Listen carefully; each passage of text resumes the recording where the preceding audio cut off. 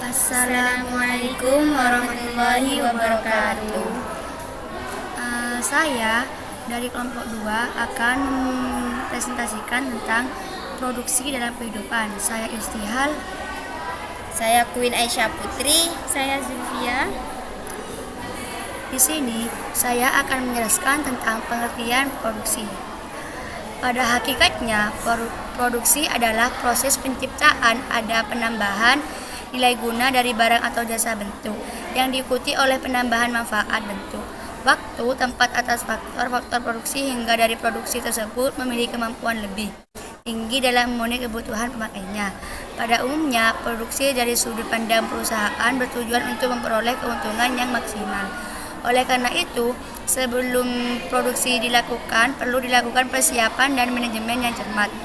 Produksi adalah sebuah proses dilakukan untuk menciptakan atau menambah nilai guna dari barang. Jika pertambahan nilai guna dilakukan tanpa merubah produk, maka disebut sebagai produksi jasa, seperti jasa konseling, jasa les pelajaran, jasa konsultan keuangan, sebagainya. Sementara pertambahan nilai guna yang dengan perubahan bentuk produk disebut produksi. Berbagai contoh produksi barang adalah sebagai berikut: membangun rumah, membuat sepatu, memasak nasi, dan lainnya.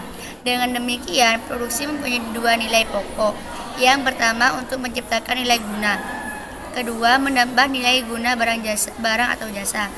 Barang atau jasa produksi ada bisa digunakan secara langsung maupun tidak langsung. Biasanya hasil produksi yang tidak bisa langsung digunakan diolah lagi untuk menjadi produk lain yang memiliki nilai lebih tinggi. B. Fungsi produksi. 1.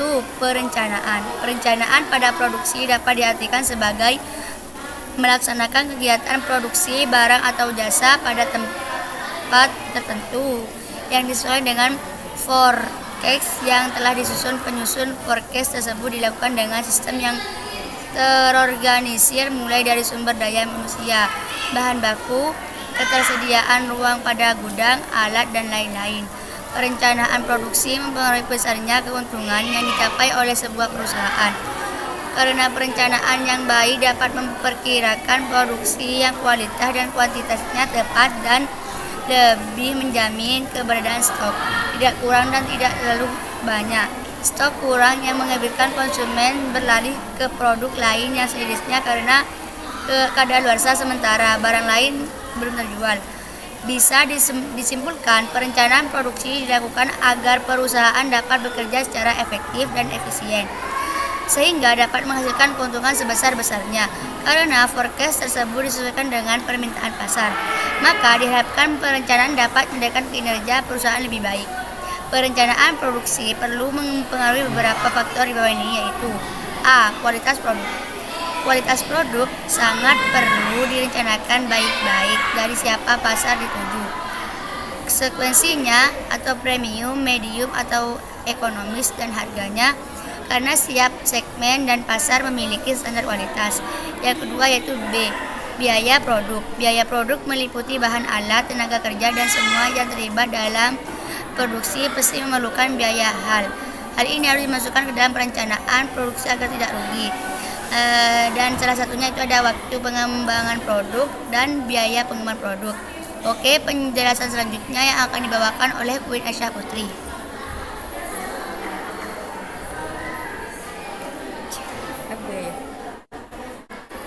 B. Fungsi produksi. Oleh karena itu, pengembangan produk dilakukan diantaranya melakukan survei pasar, riset, dan pengujian. Tentunya hal ini membutuhkan biaya. Kapabilitas pengembangan merupakan aset yang dimiliki perusahaan untuk mengembangkan produk. 2. Pengolahan.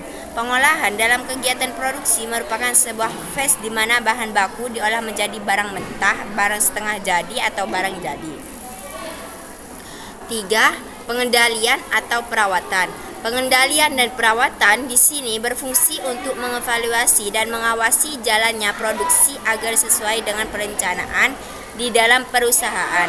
Penting sekali untuk melakukan pembagian tugas antara perencana, pelaksana, dan pengawas agar produk yang dihasilkan sesuai dengan standar perusahaan. Yang keempat, jasa penunjang. Fungsi ini untuk meningkatkan cara kerja produksi. Terkadang proses produksi begitu lamban, gemuk, dan ribet. Tidak jarang ada metode yang lebih efektif dan efisien, dan jasa penunjang berfungsi untuk itu. Yang C, tujuan produksi. Yang pertama, memenuhi kebutuhan konsumen. Masyarakat memiliki beragaman kebutuhan yang harus dibutuhkan kebutuhan yang tidak terpenuhi. Mulai dari kebutuhan sekunder hingga tersier dapat menjadikan kehidupan tidak seimbang. Pakaian, makanan dan minuman, tempat tinggal, kesehatan, informasi, komunikasi, gaya hidup, dan lain-lainnya. Sebagainya merupakan contoh konkret dari kebutuhan manusia. Oleh karena itu, produsen memproduksi barang-barang yang dibutuhkan oleh konsumen tersebut dengan cara menciptakan nilai guna atau menambahkan nilai guna. Yang nomor 2, memperoleh keuntungan. Bagi produsen, berproduksi bertujuan agar perusahaan mendapatkan keuntungan. Dengan menciptakan atau memberikan nilai guna pada sebuah produk, produsen dapat mengambil selisih dari harga jual dan biaya produksi. Produk yang dikonsumsi oleh masyarakat dan di produsen mendapatkan pemasukan. Semakin baik perencanaan produksinya, semakin besar keuntungan yang didapatkan. Yang nomor 3, menghasilkan barang setengah jadi. Barang setengah jadi yang diproduksi perlu diolah lebih lanjut sampai dapat dikonsumsi langsung oleh masyarakat. Penjelasan selanjutnya yang akan dibawakan oleh Zulfia Kamelia.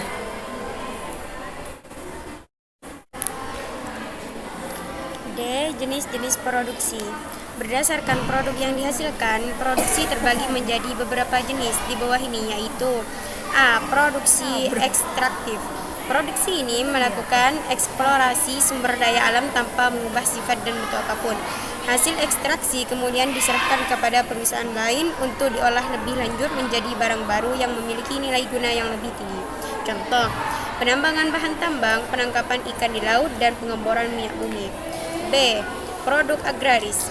Produksi jenis ini mengolah alam dan memanfaatkan tanah agar dapat menghasilkan sumber daya alam yang berupa barang setengah jadi atau barang jadi. Hal ini tidak hanya mencakup pertanian saja, namun juga peternakan.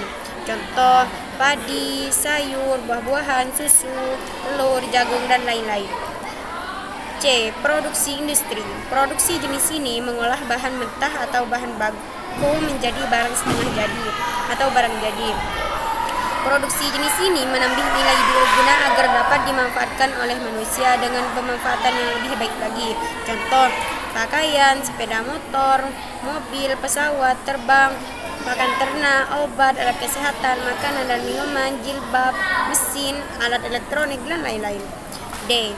Produksi perdagangan.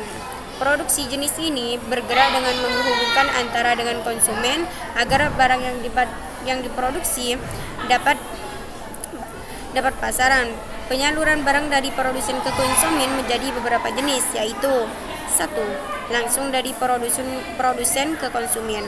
Perdagangan yang langsung dilakukan sendiri oleh produsen ke konsumen. Biasanya produksi seperti ini dilakukan oleh pengusaha-pengusaha skala kecil atau perusahaan besar yang memiliki sistem marketing retail.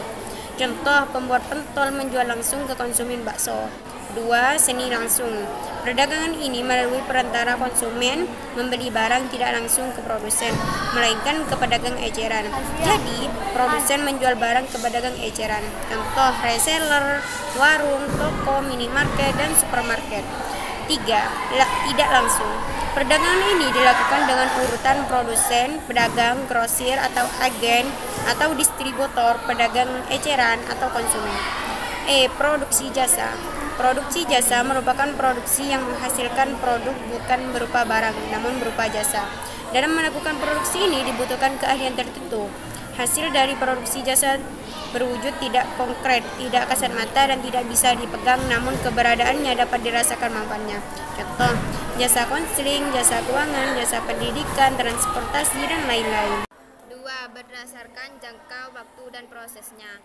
Produksi dapat dibedakan menjadi A. Produksi berjangka pendek merupakan produksi yang prosesnya berlangsung cepat dan dinikmati segera oleh konsumen. Jenis produksi ini merupakan jenis produksi yang pertama kali muncul di Indonesia. Hasil dari produksi berjangka pendek mudah ditemukan dan sifatnya sangat mendasar. Sebut aja jajanan pasar, nasi, pecel, dan sate adalah contoh-contoh dari produksi berjangka pendek. Satu produksi berjangka panjang, dari judulnya sudah dapat kita tebak bahwa produksi jangka panjang membutuhkan waktu yang panjang agar produk dapat dinikmati atau dimanfaatkan oleh konsumen. Proses produksinya: budidaya ikan lele, pembangunan rumah, budidaya lobster merupakan beberapa contoh dari produksi berjangka panjang.